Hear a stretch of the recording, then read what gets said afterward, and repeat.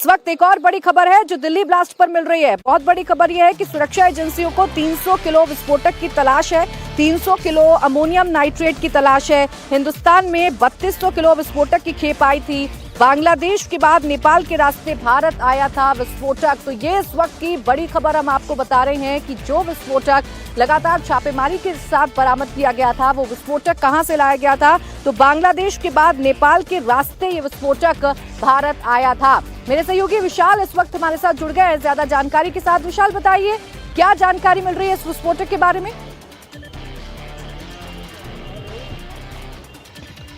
देखिए प्राची, इस पूरे मामले में जो एजेंसी लगातार धरपकड़ कर रही हैं, छापेमारी कर रही हैं, उनसे अब से कुछ देर पहले जो हमारी बातचीत हुई है तो उनका ये कहना है कि जो रिकवरी हुई है वो तो बहुत अच्छी बात है, जो पूरा मॉड्यूल ब्रस्ट हुआ है वो भी बहुत अच्छी बात है, लेकिन ट्रिगर ऑफ द मोमेंट यानी कि अभी एक लौती जो चीज़ सबसे बड़ी चुनौती है एजेंसीज के सामने वो ये है कि 2900 किलो के आसपास अमोनियम नाइट्रेट जिससे लाल किले के बाहर विस्फोट हो चुका है वो तो बरामद किया जा चुका है फरीदाबाद से, लेकिन अभी भी देश के कुछ हिस्सों में 300 किलोग्राम अमोनियम नाइट्रेट मौजूद है। यानी कि 3200 किलो की जो खेप आई थी बांग्लादेश की किसी फर्टिलाइजर कंपनी से नेपाल के रास्ते हिंदुस्तान पहुंचती है, उसमें से 300 किलो अगर अमोनियम नाइट्रेट अभी भी मौजूद है। वो फरीदाबाद के इलाके में हो सकता है, वो उत्तर प्रदेश के इलाके में हो सकता है, और जो सबसे हैरानी की बात हमारे लिए है वो ये है कि बिहार का भी जिक्र हुआ है कि बिहार में भी उस अमोनियम नाइट्रेट की जो खेप है वो मौजूद हो सकती है, क्योंकि खेप को अलग अलग डाइवर्ट किया गया था। तो एजेंसी इस समय जो अपने सामने चुनौती रखी हुई है वो यही रखी हुई है कि उन लोगों तक पहुंचा जाए जिनके पास ये अमोनियम नाइट्रेट की खेप मौजूद है, क्योंकि जिस तरीके का ब्लास्ट लाल किले के बाहर हुआ है,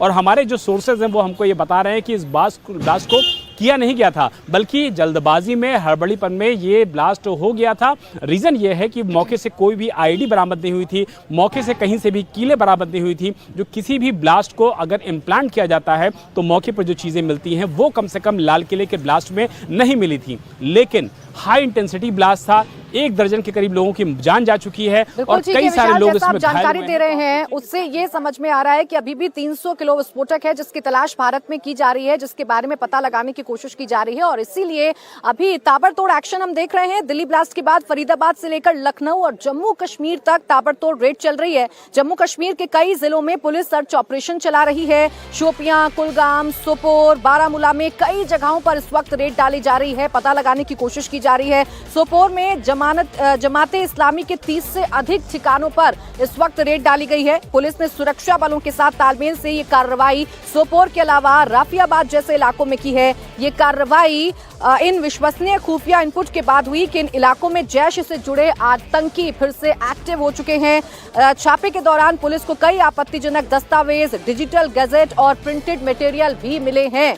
तो सिर्फ दिल्ली में इस वक्त हलचल बढ़ी हुई नहीं है। दिल्ली से लेकर फरीदाबाद, फरीदाबाद से लेकर लखनऊ, लखनऊ से लेकर जम्मू कश्मीर, हर जगह सुरक्षा एजेंसियां एक्टिव हैं और जैश के इस मॉड्यूल का पता लगाने की कोशिश की जा रही है। उधर अगर शोपिया की बात कर लें तो शोपिया से गिरफ्तार मस्जिद के इमाम इरफान अहमद से पुलिस लगातार पूछताछ कर रही है। आपको जानकारी देते हैं, इरफान को जम्मू कश्मीर पुलिस ने फरीदाबाद टेरर मॉड्यूल के मामले में ही गिरफ्तार किया था। इरफान अहमद श्रीनगर की मस्जिद में इमाम है, उस पर डॉक्टर्स को ब्रेन वॉश करने का आरोप लगा है। इरफान के साथ पुलिस ने उसकी पत्नी को भी हिरासत में लिया है। इरफान के पास से पुलिस ने 5 मोबाइल हैं वो भी जब्त कर लिए हैं। तो ये इस वक्त आपको खबर बता रहे हैं कि कैसे एक शख्स को गिरफ्तार किया गया है, उसकी पत्नी को भी गिरफ्तार किया गया है, और ये पता लगाने की कोशिश की जा रही है कि आखिर ये पूरी की पूरी जो वारदात है इसको कैसे अंजाम दिया गया, ये जो मॉड्यूल है वो कैसे काम कर रहा था। तो मस्जिद के इमाम इरफान अहमद से अब पुलिस लगातार पूछताछ कर रही है।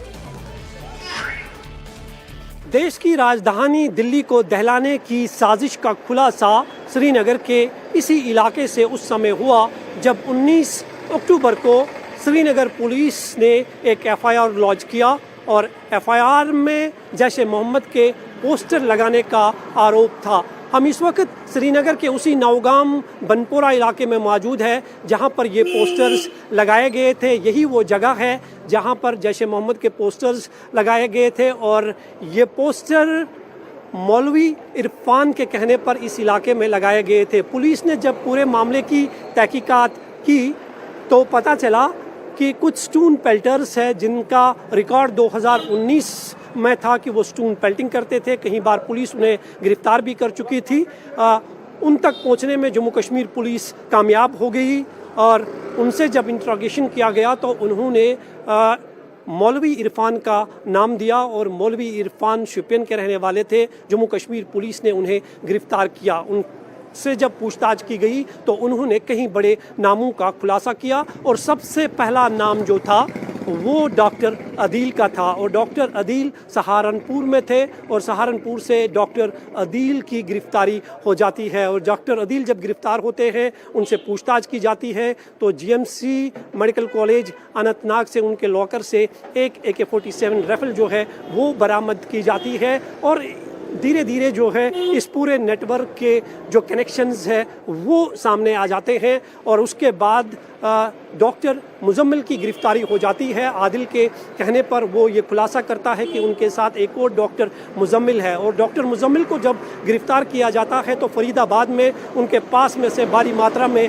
हथियार और गोला बारूद भी बरामद किया जाता है और एक बहुत बड़े नेटवर्क का खुलासा होता है। डॉक्टर उमर का नाम सामने आ जाता है। हालांकि डॉक्टर उमर जो है इस बीच फरार होने में कामयाब हो जाता है लेकिन आखिरी बार उन्हें दिल्ली ब्लास्ट होने से पहले कार में सवार देखा जाता है और पुलिस की जो इन्वेस्टिगेशन है। देखिए शोपिया की जिस मस्जिद में इरफान इमाम था उसी मस्जिद में इरफान को कमरा दिया गया था और उसी कमरे में अपनी बीवी के साथ इरफान रहा करता था। इस कमरे की जब छानबीन की गई, इस कमरे में जब तलाशी ली गई तो जैश के 3 पोस्टर इस कमरे से मिले हैं। आपको जानकारी दे दें कि इरफान के कहने पर ही इलाके में जैश के पोस्टर लगाए गए थे। तो ये बड़ी जानकारी इस वक्त मिल रही है कि शोपिया की जिस मस्जिद में इरफान इमाम था वहीं उसी मस्जिद में उसे कमरा दिया गया था, रहने के लिए कमरा दिया गया था जहां वो अपनी पत्नी के साथ रहा करता था और उसी कमरे में जैश के पोस्टर भी बरामद हुए हैं।